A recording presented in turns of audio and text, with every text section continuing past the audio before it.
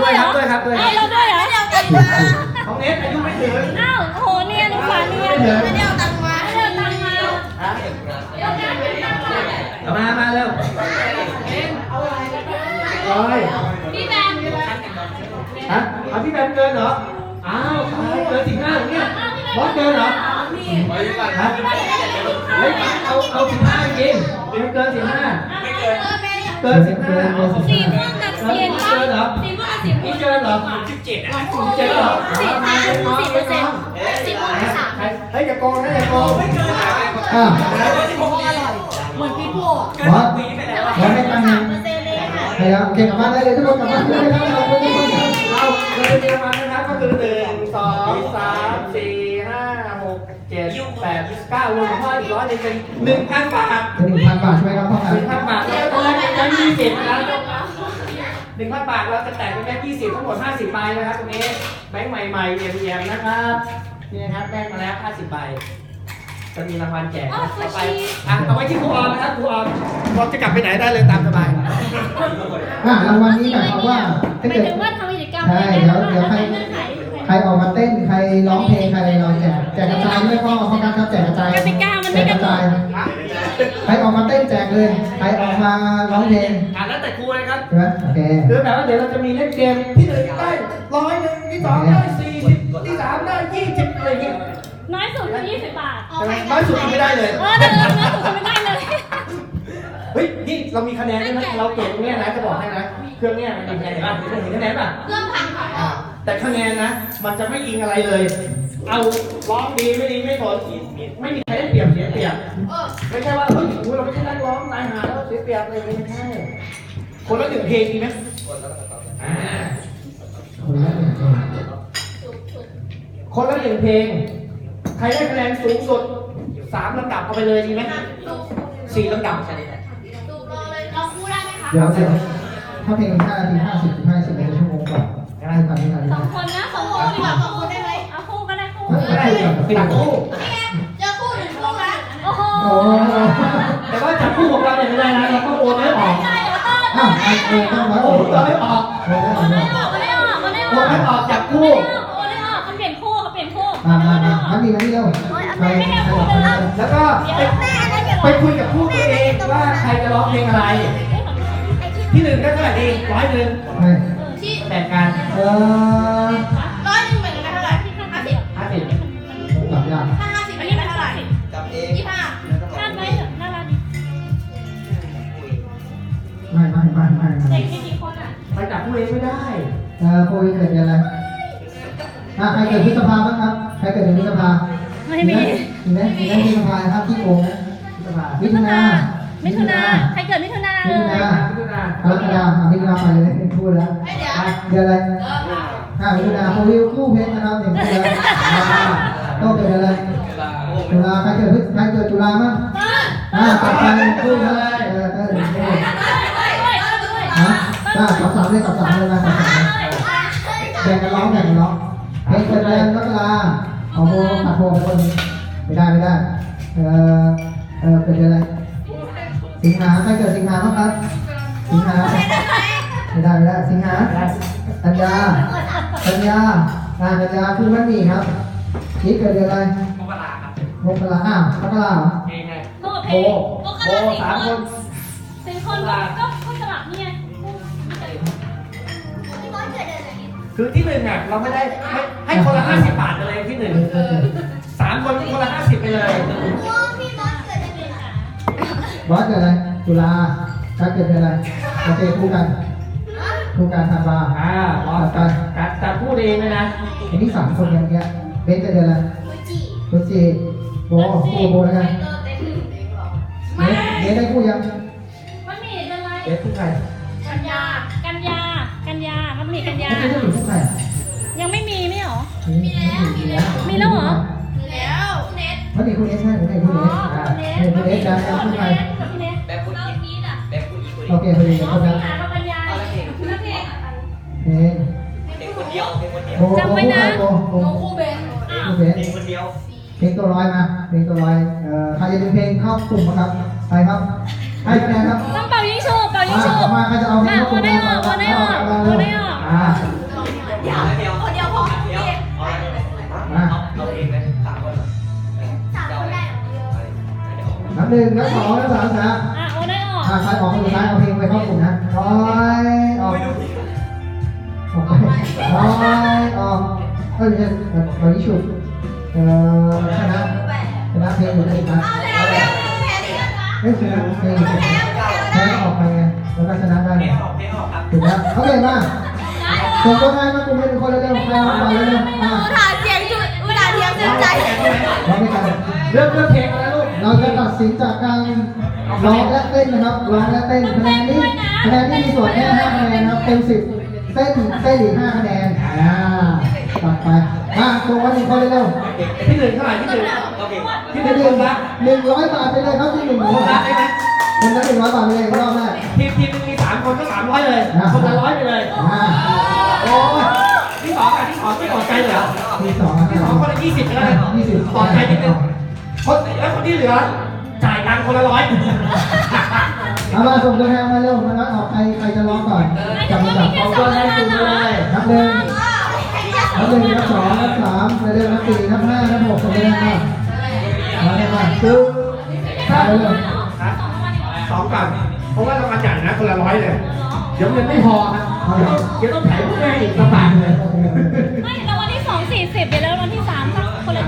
20 ตัวที่สี่ นี่ครบแล้วใช่ไหมก็อยู่ในกันเอา1 2 3 4 5 แล้ววันนี้เรา ก็อยู่ที่ ถ้าใครร้องไม่ออกเรามีน้ำยอมใจนะครับ น้อยออกนะครับใครออกพุ่มน้องคนแรกเลยนะครับนะน้อยใครออกร้องคนแรกเลย ตอนนี้มีกี่กลุ่ม ใคร 5 กลุ่ม ไม่ออกเป็น ตอนนี้จุดกันเดี๋ยวร้องคนแรกเดี๋ยวเขาไปอยู่ทุกไปแพ้ฟาวเลยเดียวเดี๋ยวแพ้ฟาวเลยไม่จะกลับสีเนี่ย แพ้ร้องเลยแพ้ร้องก่อนเลยไม่แล้วก็บอกแล้ววงต่อไปใครก็เต้นร้องเลย แล้วเดี๋ยวดูกับไปน้อยออกกัน ร้องมาเอาใหม่ทีนะ เล่นสองเพิ่มเอ้แพ้ร้องเลยครับ เล่นคนที่ชนะที่เหลือนะออกครับน้อยออกไม่ขึ้นนะ ถึงแล้วนะวงแพ้วงหนึ่งนะครับแล้วเดี๋ยวคีย์บอร์ดเลือกเพลงเลยนะลูก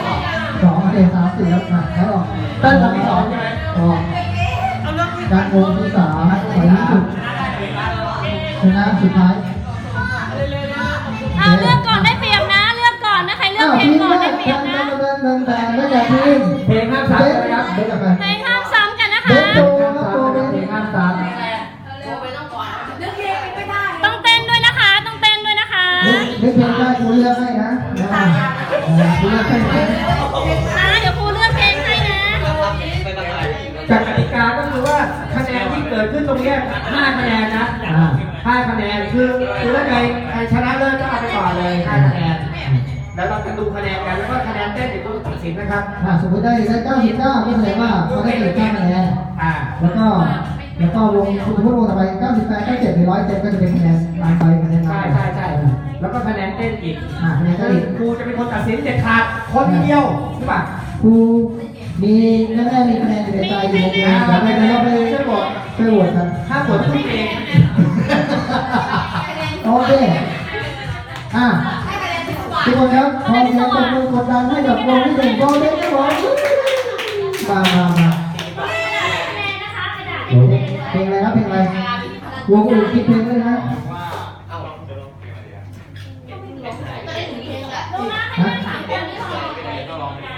3-1เดียวกัน3-1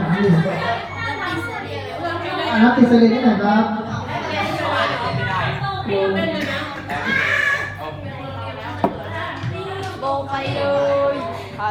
นับติดสลิงมันมีท่ามันอยู่ถ้าเต้นไม่เท่าท่านี้คะแนนโดนปรับเลยนะโดนปรับเลยนะ ชิบหายแล้ว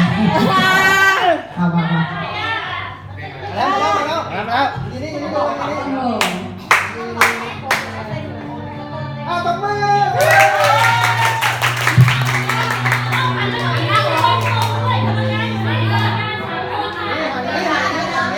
กรรมการอยู่นู่นกรรมการอยู่นู่น เ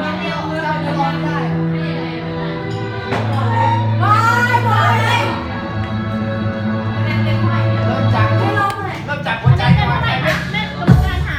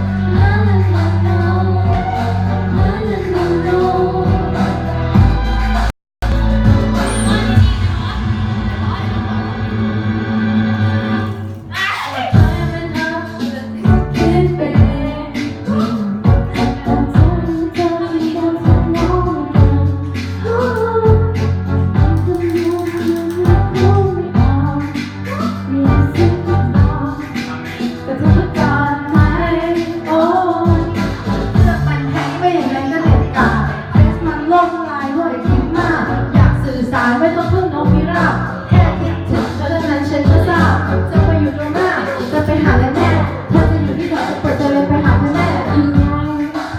อยู่ไหนไปไหน รอตรงนี้หลุดไปนะอย่านะ โอ้โห อยากถามแต่แค่อยากรู้ว่าเธอยังรักฉันไหมอยู่ใกล้แค่นี้แต่เมื่อเธอนั้นห่างไกลแสนไกล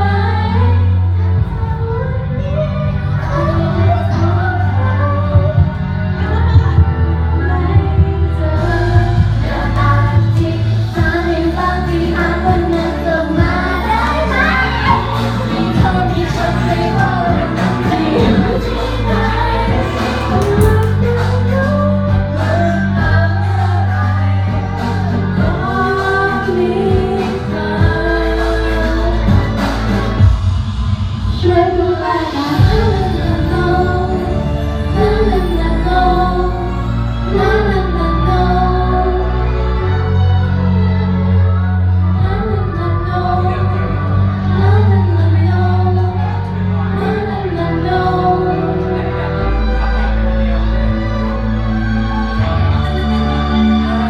ดูคะแนนดูคะแนน โอเคตบมือตบมือ ตบมือให้เพื่อนด้วย นี่มาเดี๋ยวอยู่กัน กรรมการไม่ต้องช่วยบันทึกผลคะแนนด้วยนะครับกรรมการไม่ต้องวงที่หนึ่ง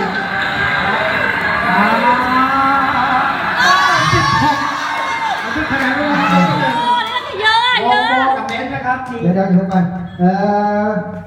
เหมือนอะไรนะผัดปลาหมึกยังไม่ย่อยนะ